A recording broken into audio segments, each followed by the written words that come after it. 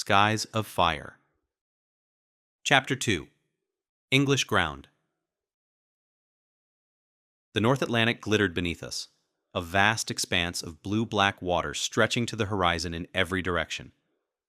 14 ships moved in staggered formation, leaving pale wakes that lingered behind them. From the forecastle of the Carmania, I watched seabirds wheel and dive around our convoy, their white wings flashing against the cloudless sky. "You'd think they'd tire eventually," Cal remarked, appearing at my side. "We're miles from shore." I nodded, tracking a particularly persistent gull that had followed us since dawn. "Maybe they know something we don't." Cal laughed. "Let's hope not. I've had enough excitement for one crossing." The submarine incident 3 days earlier had left its mark on all of us. Though the vessel had ultimately been identified as friendly, the hours of uncertainty had driven home the reality of our situation. We weren't merely crossing an ocean. We were navigating a battlefield where danger lurked invisible beneath the surface. Major McDill had briefed us that morning about our imminent arrival in Liverpool. The news had been met with mingled relief and anxiety. Land meant safety from U-boats, but it also meant the next phase of our journey, and one step closer to the war itself. "So," Cal said, breaking into my thoughts, "what do you think England will be like?" I shrugged. Probably not much different from home. Just older buildings and stranger accents. "And better beer," Bird called, from where he was sitting with Kelly, playing their 15th consecutive game of checkers. "I heard English ale makes our stuff taste like horse piss." "You'd know," Kelly retorted, jumping one of Bird's pieces. The easy banter had become our shield against uncertainty, a way to mask the growing awareness of what awaited us across the channel. None of us spoke directly about combat or the possibility of death. Instead, we focused on immediate concerns: what we'd eat in England, where we'd be stationed, how soon we'd finally get to fly. Springs joined us at the railing, his expression unusually somber. "Word from the captain," he said, keeping his voice low. "We're entering the most dangerous stretch. U-boat activity reported near the Irish coast." I glanced at the horizon. "Any specific threat?" Springs shook his head. "Just the usual warning. Double lookouts posted, and we're to stay dressed and ready to abandon ship if necessary." The information traveled through our group like electricity through water. Postures stiffened, voices lowered, eyes scanned the waves with renewed vigilance. We had survived one encounter. None of us wished to test our luck again. Night fell with tropical suddenness, transforming the sea into a vast void, punctuated only by distant running lights from other ships in our convoy. I found myself unable to sleep, plagued by a restlessness that drove me back to the deck, despite the chill October air. I wasn't alone. Shadowy figures dotted the railings, most standing in silence, watching the darkness. I recognized Cal's tall silhouette and moved to join him. "Couldn't sleep either?" I asked. He shook his head.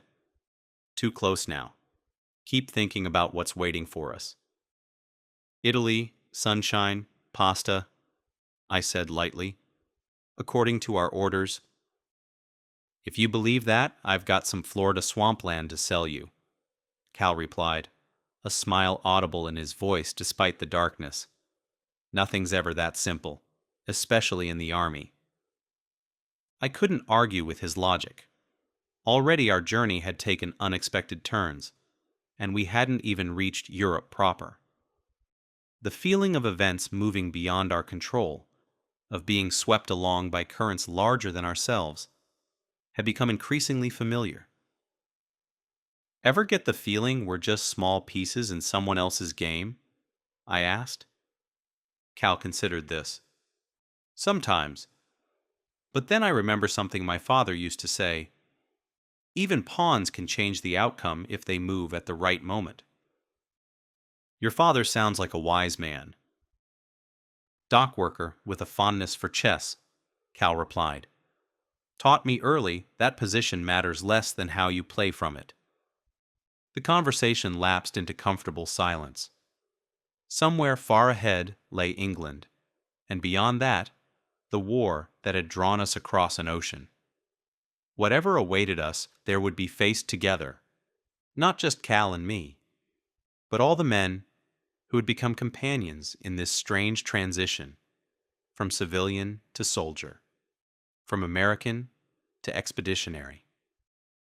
Morning revealed the coast of Ireland, a green-gray line on the eastern horizon that grew steadily more substantial as we approached. The mood aboard ship lightened perceptibly. Land meant safety, or at least the illusion of it. The day passed in a flurry of preparations. We packed our belongings, underwent final inspections, received last-minute instructions about behavior on foreign soil. Major McDill emphasized repeatedly that we were representatives of America, and our conduct would reflect not just on ourselves, but on our country. The English are our allies, he told us, but don't expect them to embrace you immediately. They've been in this fight for 3 years, while we sat on the sidelines. Earn their respect through your actions, not your words. By nightfall, the lights of Liverpool were visible, a glittering constellation that promised solid ground after more than a week at sea. The Carmania eased into its berth, and suddenly our journey across the Atlantic was complete. Disembarkation proceeded with military efficiency. We filed down the gangway in ordered groups, each man carrying his personal kit, plus whatever additional equipment had been assigned to him. The October night air bit with unexpected sharpness after the relative warmth of the ship's interior. Liverpool docks swarmed with activity despite the late hour. Cranes moved massive crates from ship to shore. Trucks idled with engines rumbling. Uniformed men shouted orders in accents that transformed familiar English into something barely recognizable. Our group assembled near a row of transport trucks, breath fogging in the cold air as we awaited further instructions. Springs moved among us, checking names against his list, ensuring no one had been left behind in the confusion. All present, he reported to Major McDill, who nodded briskly. Excellent. Transport should arrive momentarily to take us to the train station. Cal leaned close to my ear. Train station? I thought we'd be staying in Liverpool overnight. Before I could respond, a British officer approached, his uniform immaculate despite the late hour. He conferred briefly with McDill, whose expression shifted from surprise to confusion to resignation. Attention! McDill called, and we snapped to order. Change of plans, gentlemen. I've just been informed that our orders have been modified. We will not be proceeding to Italy as originally planned. A murmur ran through our ranks, quickly silenced by Springs's glare. Instead, McDill continued, we're being redirected to Oxford for additional training with the Royal Flying Corps. Transport will arrive shortly to take us to the station, where we'll board a train for Oxford. The announcement landed like a stone. Italy had been our destination since we'd volunteered. Warm weather, Mediterranean skies, adventure on a new front. England meant something altogether different. So we've wasted 2 weeks studying Italian, muttered Bird from somewhere behind me. And our letters of credit are drawn on banks in Rome, added Stanley. McDill held up a hand for silence. I understand this isn't what any of us expected. I'll be traveling to Paris myself to get the orders straightened out. In the meantime, we follow our new directive. That's all. The trucks arrived minutes later, large canvas-covered vehicles driven by British soldiers. We climbed aboard in groups of 20, settling on hard wooden benches that lined each side of the cargo area. The engines roared to life, and our small convoy began moving through the darkened streets of Liverpool. The city flashed by in fragments, bombed-out buildings next to untouched structures, streets empty of civilian traffic, but patrolled by military vehicles, occasional glimpses of ordinary life in darkened windows. Even at night, the signs of a nation 3 years into total war were unmistakable. Not what I imagined, Cal said quietly, staring at a collapsed church we passed, its steeple sheared off by some long-ago explosion. "This is just Liverpool," replied a British driver who had overheard. "London's taken the worst of it. German Zeppelins don't much care what they hit."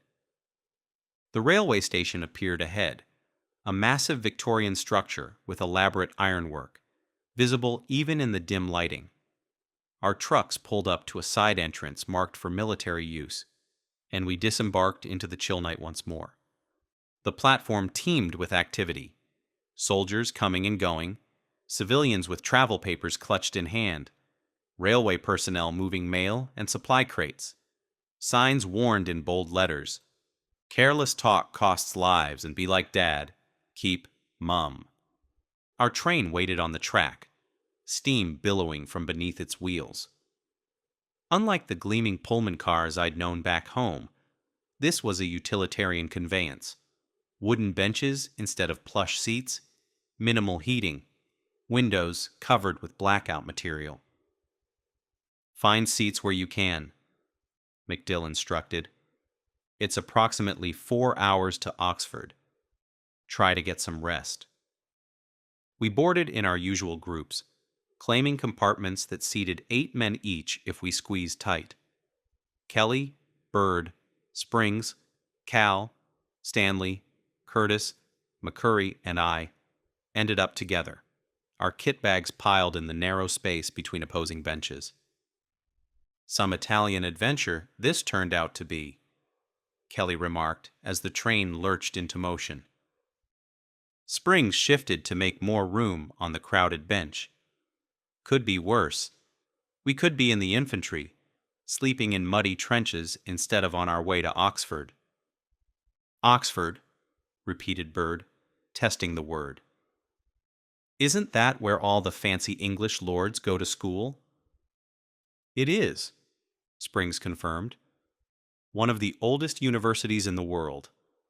Cardinal Wolsey and Henry VIII had something to do with its founding, if I remember correctly." I raised an eyebrow. "Since when are you a historian?" "Philosophy major," Springs replied with a slight smile. "Had to take European history as part of the requirements." The train gathered speed, rocking gently on the tracks as it left Liverpool behind. Outside, darkness had swallowed the landscape, the blackout restrictions eliminating even the faintest light from farms or villages we passed. Inside our compartment, a single blue bulb cast just enough illumination to make out the shapes of my companions. Conversation flagged as exhaustion overtook excitement. One by one, the others drifted into uneasy sleep, heads nodding forward or resting against the vibrating window glass. Soon, only Springs and I remained awake, watching the invisible English countryside rushing past. "What do you make of this change in orders?"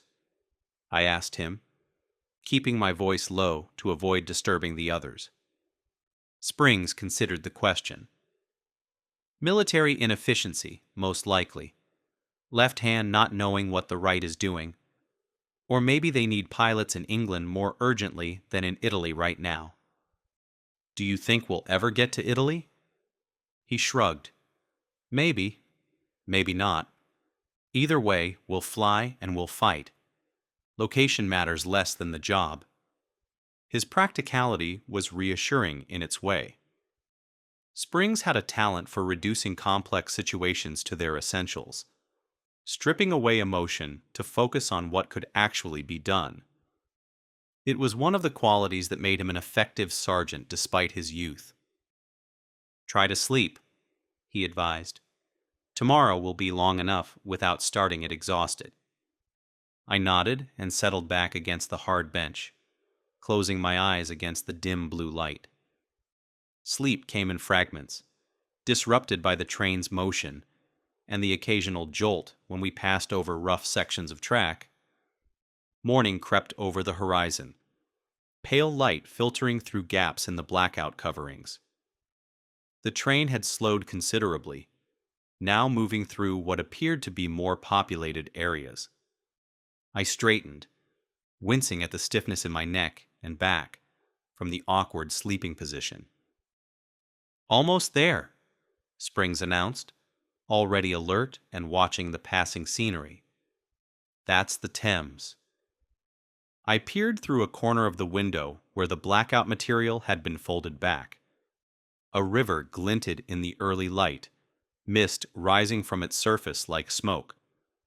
Beyond it lay a city of spires and ancient stone buildings. Oxford, our unexpected destination. The train pulled into the station with a hiss of steam and the squeal of brakes. We gathered our belongings, shaking off sleep and straightening our rumpled uniforms as best we could. Outside, the platform bustled with the usual morning activity. Civilian commuters mixed with military personnel, everyone moving with the purposeful stride of people with somewhere specific to be. Major McDill located our British liaison, a captain whose name I didn't catch in the confusion of disembarkation. Maps were consulted, orders examined, arrangements confirmed. Finally, McDill returned to address us. "We'll be billeted at Christ Church College," he announced. "Transport is waiting outside to take us and our equipment. Once we're settled, you'll have time to clean up before orientation at 1300 hours. The mention of Christ Church caused a ripple of interest. Even those of us with minimal knowledge of Oxford had heard of this particular college, famous for its architecture and history. Army trucks waited outside the station, similar to those that had transported us in Liverpool. We loaded our gear and ourselves, then set off through the streets of Oxford. The city revealed itself gradually, narrow lanes opening onto sudden vistas of quadrangles and courtyards, medieval towers rising above more modern structures. Christ Church appeared around a corner, its massive Tom Tower dominating the skyline. The truck stopped at an entrance gate where a porter, an elderly man in a bowler hat and long coat, examined our papers with deliberate care before allowing us to proceed into the main quadrangle. "Peckwater Quad," announced our British guide, indicating the area where we'd be staying. "Your barracks are through there. The mess hall is in Tom Quad." We unloaded quickly, eager to explore our new surroundings. The barracks proved to be student rooms converted for military use. Simple but comfortable, with actual beds instead of the bunks we'd expected.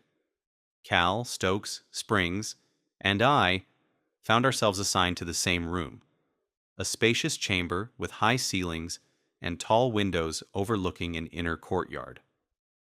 "This is more like it," Cal approved, dropping his bag on one of the beds. "Beats a troopship bunk by a country mile." "Don't get too comfortable," Springs cautioned. "We're not here as tourists." Stokes, who had joined our group in Halifax, ran a hand along the ancient stone of the window ledge. "This place is 1,000,000 years old," he said with quiet awe. "Think of all the men who've passed through here before us."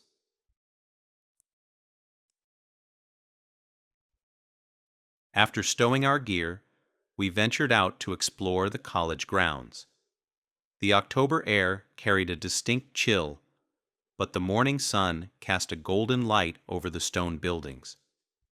Students in academic gowns mixed with military personnel in the quadrangles, the university continuing its functions despite the war's intrusion. Our exploration led us to the mess hall, a vast space with high vaulted ceilings, stained glass windows, and portraits lining the walls. Long tables had been arranged in military fashion, but nothing could disguise the room's original purpose as a grand dining hall for scholars. "This is where we eat?" Bird asked incredulously when he joined us. "Looks more like a cathedral." "Close," Springs replied. "It's modeled on medieval great halls. Kings and queens have dined in this room." "And now us," Cal added with a grin. "From dockworker's son to dining with royalty. My father wouldn't believe it." At precisely 1300 hours, we assembled in one of the larger lecture halls for our orientation. A British colonel entered, accompanied by Major McDill and several other officers. The room fell silent as the colonel stepped forward. "Gentlemen," he began, his accent the precise, clipped English of the upper class, "I am Colonel Harrington, commanding officer of the Royal Flying Corps Training Detachment at Oxford. Welcome to what will be your home for the next several weeks." He paused, surveying our ranks with a practiced eye. "I understand this assignment was not what you expected. You volunteered for service in Italy, and instead find yourselves in England. I can only say that the exigencies of war often require flexibility in planning. Your skills are needed here, and here you shall train." The colonel proceeded to outline our schedule. Ground school classes covering everything from aircraft mechanics to aerial navigation, physical training, weapons instruction, and eventually flight training at nearby airfields. The program was comprehensive and demanding, designed to transform us from aviation enthusiasts into combat pilots in the shortest possible time. "You will find," the colonel continued, "that much of what you learned in America will need to be adjusted. Our aircraft and tactics reflect 3 years of hard-won experience. You would do well to set aside preconceptions and absorb these lessons with open minds." His implication was clear. Whatever training we'd received back home was considered inadequate by British standards. A stir of resentment passed through our ranks, quickly suppressed by military discipline and the awareness that we were guests in their country, students in their system. "One final note," Colonel Harrington concluded. "While you are technically under American command, you will be expected to conform to Royal Flying Corps standards of conduct and performance. Major McDill has agreed that you will be subject to the same disciplinary measures as British cadets. Are there any questions?" The silence that followed contained multitudes, questions unasked, objections unvoiced, uncertainties unaddressed. The colonel nodded, satisfied by our apparent acceptance.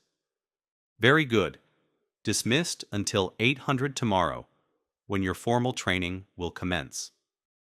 As we filed out of the lecture hall, the reality of our situation settled more firmly into place. We had crossed an ocean expecting one destination and found ourselves in another. We had prepared for Italian sunshine and instead encountered English autumn.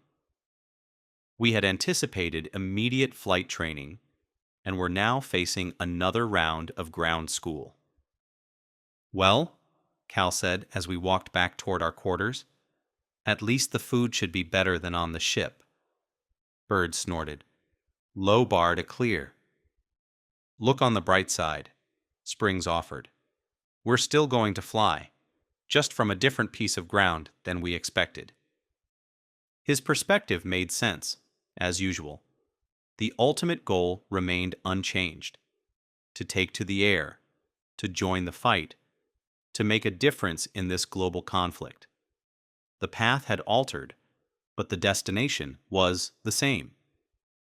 That evening, we discovered that Christ Church College offered one unexpected luxury: champagne with meals, vintage 1904, at what seemed the remarkably reasonable price of $2.10 a bottle.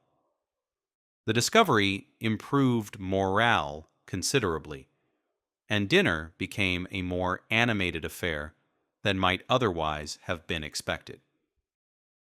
After the meal, Cal, Springs, and I walked through the ancient quadrangles, the stones beneath our feet worn smooth by centuries of footsteps. Overhead, stars appeared one by one in the deepening blue of the evening sky. "You know," I said as we paused to admire the moonlight on Tom Tower, "I think I could get used to England." Cal nodded. "It has its charms, though I still wouldn't mind seeing Italy eventually." "One step at a time," Springs advised. "First, we master flight. Then we worry about where they send us to do it." As we returned to our quarters, I reflected that adaptability might be the most essential skill for the war we'd entered. Plans would change, orders would be countermanded, expectations would be overturned. The men who survived would be those who could adjust without breaking, who could find their footing on shifting ground. England was not Italy. Oxford was not Rome.